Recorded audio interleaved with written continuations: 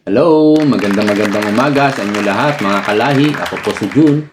Aba, itong anak ni Senator Marcoleta, si Congressman Paulo Marcoleta. Aba, matapang din, mana sa ama.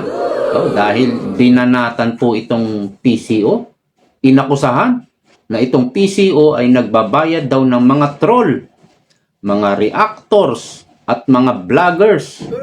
Pero yung mga ganyang galawan ng PCO, Malacanang, matagal na natin alam yan. Matagal na natin binubulgar yan eh. Pero maganda ito dahil isang congressman ang nag-expose ng mga ginagawa nitong PCO. Matagal na yan eh. Inaano nga yan eh. Pinapakita nga natin yung mga nagre-react sa mga post ni Lisa Marcos, ni Bongbong Marcos, at sa mga post ng mga agency ng gobyerno. Kung mapapansin mo, mag-search kayo sa mga post ni Lisa Marcos. Mayroon doon 1 follower, yung iba 2 followers lang.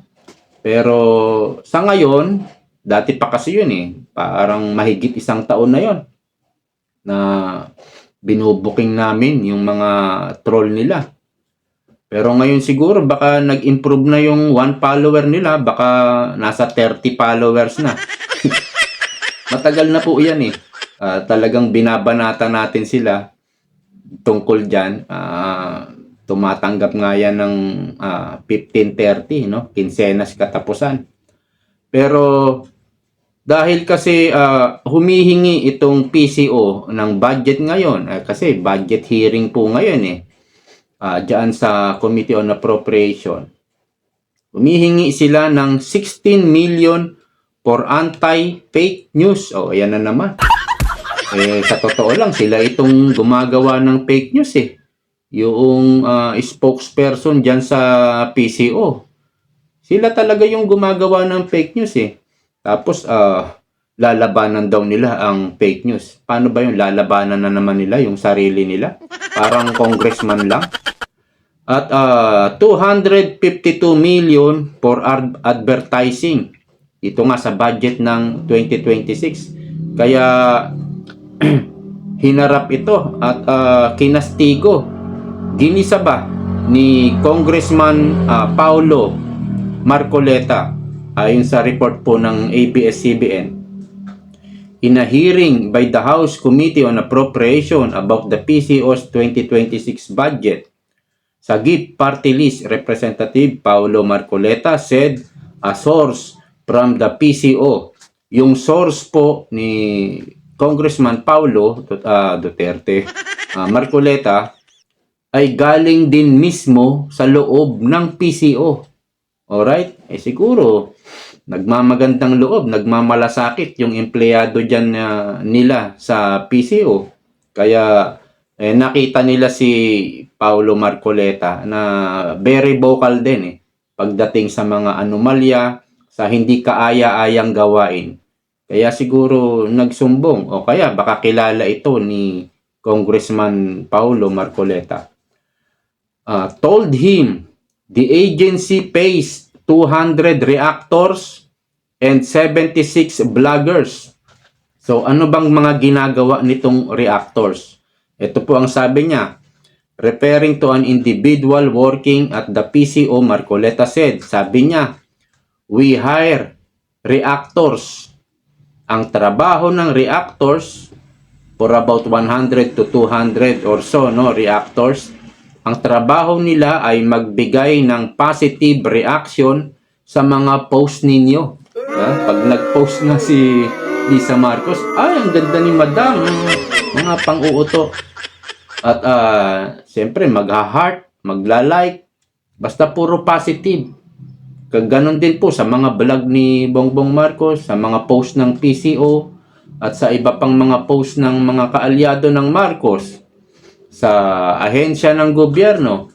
Yun po ang trabaho, no? Pero magugulat ka sa sweldo nila. Mamaya re-reveal natin kung magkano sweldo nila, no? Ang trabaho nila ay magbigay ng positive reaction sa mga post ninyo, magbigay ng positibong komento sa mga post. Yun po ang trabaho aside from maintaining around 76 vloggers.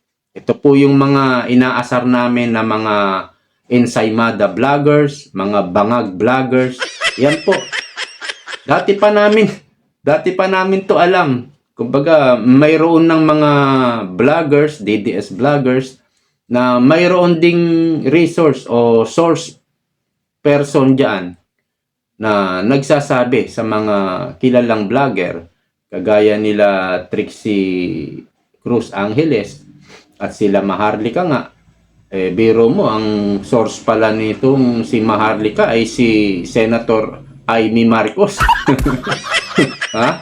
Kasi may ano yan, may mga kilala yan sa Malacanang talaga. Tapos binabato kay Maharlika. Kaya very credible. Saka yung mga suntukan dyan sa mga umbagan dyan sa Malacanang, di ba? Lalabas si Bongbong Marcos, may black eye. Si Amy pala. Ang source ni... Talagang credible yun. Kapatid yun. Marcos yun eh. Yun mismo yung source, Marcos. Kaya credible.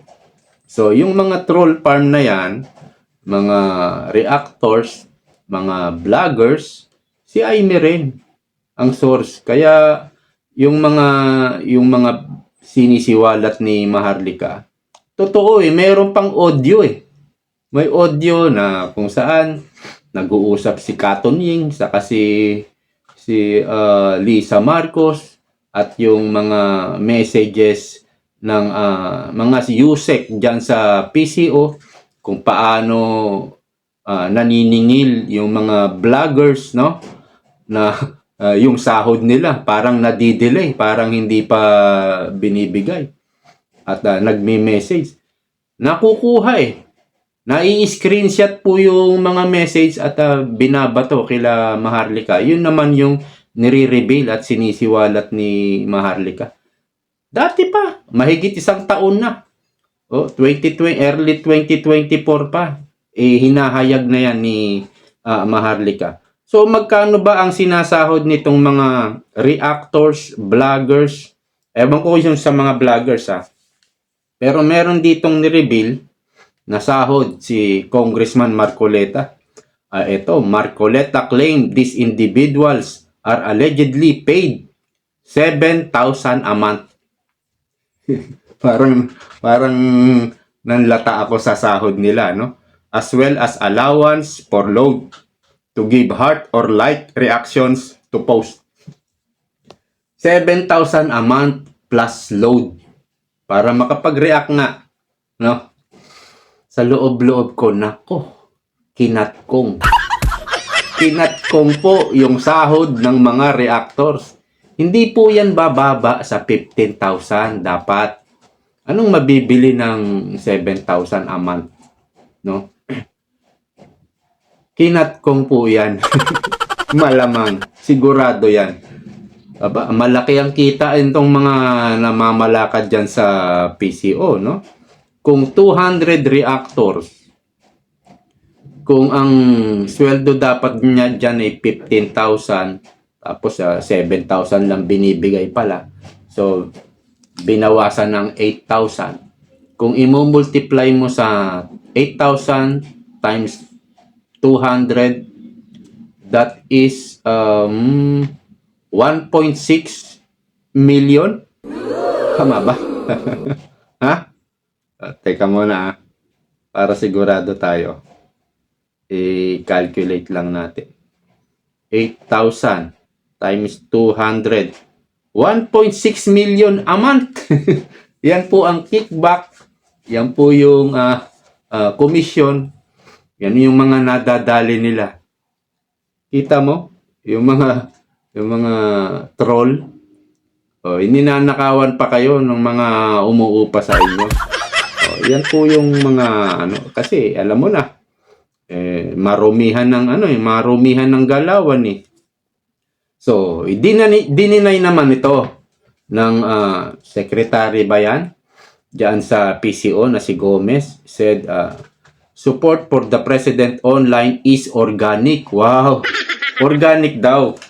Kumbaga, natural yung mga supporter ni Bongbong Marcos. Pero, nabunyag na rin ito, no? Nung in-interview si VP Sara, naalala nyo ba yun? O, mamaya yan. Ibabalikan natin yung speech or parang sagot ni VP Sara dyan. We don't maintain reactors and bloggers. We have organic supporters of the president who comments on our post. We don't retain any of those bloggers or reactors, as you may put it. Those are organic, real people commenting on our post. Real people. Kung titignan mo yung mga profile picture nila, yung iba, kalabaw, mga hayop eh. Yung iba, anime. Paano real people tapos one follower lang? They are by no means employed by us. Siyempre, dininay, sa madalit sabi. Pero, balikan po natin yung nabulgar na AI company, nagge-generate ito ng mga troll na para bumatikos, manira sa mga Duterte, lalo na kay VP Sara. Okay, pakinggan natin.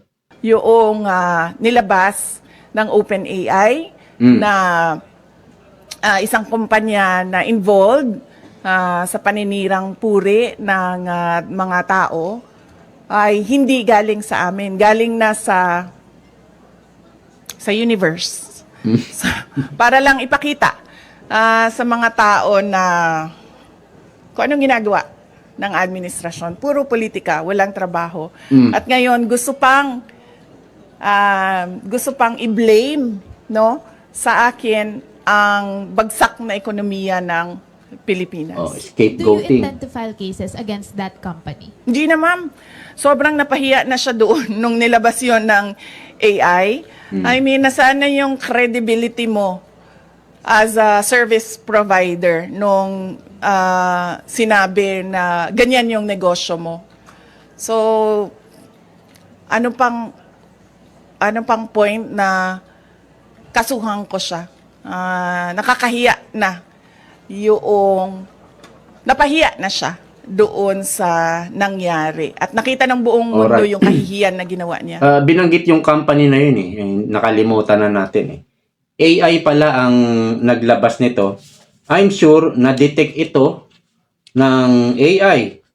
So, parang kahina-hinala at puro paninira yung mga inilalabas nito. Nagpo-post yata ito sa Facebook, sa TikTok, sa Twitter, o wala na palang Twitter, sa X, no? At sa, ewan ko kung sa YouTube. Hindi siguro, video kasi madalas sa YouTube. Pwede rin mga photos sa YouTube. So, yung gumagawa niyan, AI na, no?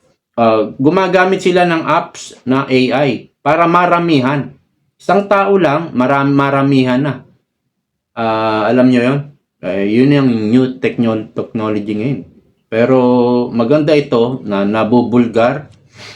Kahit papano, marami rin sigurong maniniwala kay Marcoleta kahit i-deny ito ng PCO. Okay, yan lamang po sa ngayon. Congrats kay Congressman Paulo Marcoleta. Naging very vocal talaga siya pagdating sa mga dapat punahin, no? Hanggang dito na lang. Maraming salamat. See you po next time. Bye-bye.